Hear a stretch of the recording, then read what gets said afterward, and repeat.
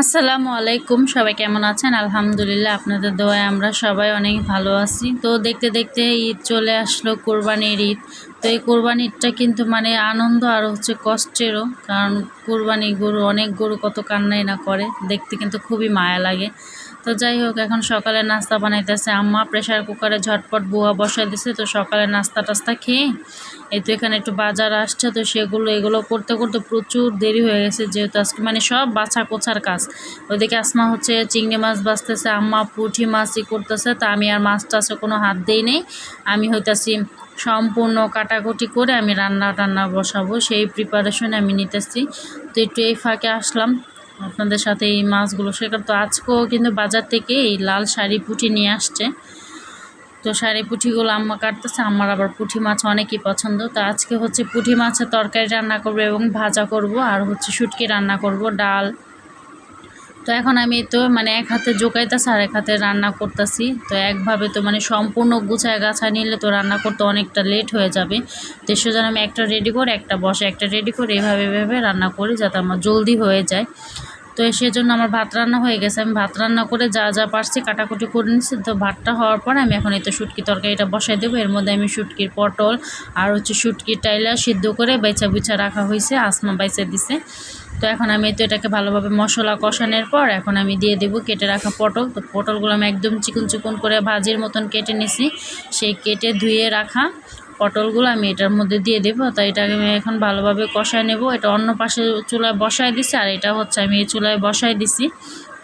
এক চুলায় একটু গ্যাস কম আর বেশি, তো সেজন্য আমি কষায় অন্যটায় বসাই দিই। আর এই বাড়ানো চুলা আমি এটার মধ্যে সম্পূর্ণ কষাই দিই, বাড়ানো চুলায় গ্যাসে। তো এখন এই তো এটা একটু কতক্ষণ পর আমি নাড়া দিয়ে নিতেছিলাম।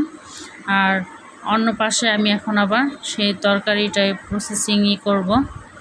আর এটা হচ্ছে যে পটলগুলো আমি মানে যে শুটকির জন্য কাটছি, তো ওগুলো ফালা দিয়ে নিয়েছিলাম। তো ভিতরে যে বাত্তি বিচি, সেই বিচিগুলো অনেক হয়েছে, তো ওই জন্য ফালাই দেবো। আম্মা বলতেছিল এটা ভর্তা বানাইতে। তো দেখতেই পারছিলেন যে গুঁড়া মাছগুলো, তো সেটা দিয়ে আমি এখন ভর্তা বানাবো। সেজন্য আমি হচ্ছে কিছু পেঁয়াজ দিছি, আর হইতেছে আপনার সেই পটলের বিচিগুলো, এগুলোকে এখন আমি ভালোভাবে ভাইজা নিলাম। আর এই যে এই পর্যায়ে দেখছেন আঠালো জিনিস তো এটা লেগে যায়, তেল কিন্তু বেশি দেওয়া। তারপর তো আমি এটাকে এখন ভেজে রাখবো। আর এই যে দেখেন ভেজে রাখা আমি এই চিংড়ি মাছগুলো এটার মধ্যে আবার দিয়ে দেবো, একসাথে ভাজবো। তো এটাকেও ভর্তা বানাবো আমি। যদি ভিডিওটা ভালো লাগে আপনাদের কাছে, অবশ্যই লাইক কমেন্ট শেয়ার করবেন। যারা নতুন আছেন তারা অবশ্যই আমার পাশে থাকবেন, সাবস্ক্রাইব করবে, বেল আইকনটি প্রেস করে দেবেন, যাতে আমি যখনই কোনো ভিডিও দিই আপনারা পেয়ে যান। তো আমি এখন এই তো শুটকিগুলো একটু থেতো করে নেব, লইটা শুটকিগুলা। এই শুটকিটা মানে একটু হার্ড হয়ে গেছে, আমি বুঝতে পারিনি মানে আমার সেদ্ধর কারণে নাকি কী কারণে। তো যাই হোক, সেজন্য একটু থেতো করে নিতেছি আমি, আসমা বাইসা দিছে।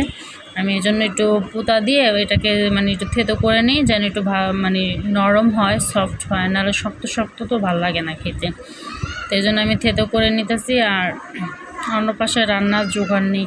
তো আজকে রান্নার কি বলবো, মানে 2টা বেজে গেছে, আমি রান্না বসাইছি পাকে ঘরেতে। ভাবেন একদম আজকে এত লেট হয়েছে, কোনো দিন এরকম লেট হয় না। আজকে 6টা বাজে আমি ভাত খাইছি, দুপুরের খাবার ভাবা যায় বলেন? তো তাহলে ভাবেন যে কতটা লেট হয়েছে আজকে।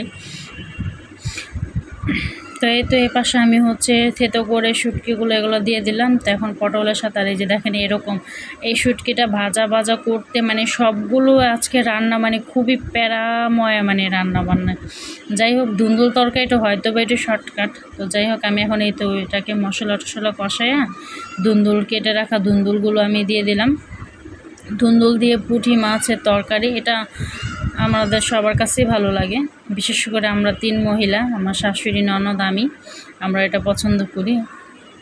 এই তো কষানোর পর আমি একটু মাছগুলো দিয়ে দিলাম। এটা গরম পানিতে আমি মাছটাকে ভালোভাবে খাইচ্চা ধুয়ে নিছি, সেই ধুয়ে রাখা মাছগুলো আমি দিয়ে নাড়াচাড়া দিয়ে এখন পরিমাণ মতন পানি দিয়ে দেবো। আর এই যে দেখেন সেই কাঁচা কীরকম মানে পটলিগুলো এখন ভাজা হয়ে গেছে। এই পর্যায়ে আমার তরকারিও হয়ে গেছে, শুটকিও হয়ে গেছে, আমার 2টা একসাথে হয়ে গেছে। ভালো না বলেন? 2 চুলা আমার 2টা একসাথে হয়ে গেছে। আর এই তো এটা হচ্ছে কচু শাক বা কচু। তো আমি এখন এই দিয়ে ভর্তাও বানাইতেছি, আবার ওই পাশে দাঁড়ায় রান্নাও করতেছি। তো 2 তরকারি হয়ে যাওয়ার পর আমি এক চুলায় মাছ ভাজা বসাইছি আর আরেক চুলায় আমি কচু সিদ্ধ বসাইছি, যেহেতু কচু রান্না করব এটাকে ভাজি হিসেবে চিংড়ি মাছ দিয়ে।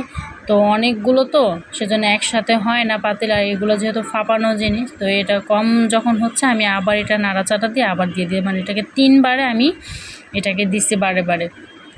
একসাথে দেওয়া যায় আর বড় পাতিলা লাগে, যখন ভাপ হয়ে যায় তখন অল্প হয়ে যায়। আর এই যে দেখেন আমার কি একটা কাজ হয়েছে, পাটারি করতে যে এক সাইডে টাইলস ভাঙ্গা ছিল, ওটার সাথে মানে খোঁচা লাগে আমার একদম হাতটা কেটে গেছে, এত জ্বলতাছিল, যা যন্ত্রণা করতেছিল কি বলবো।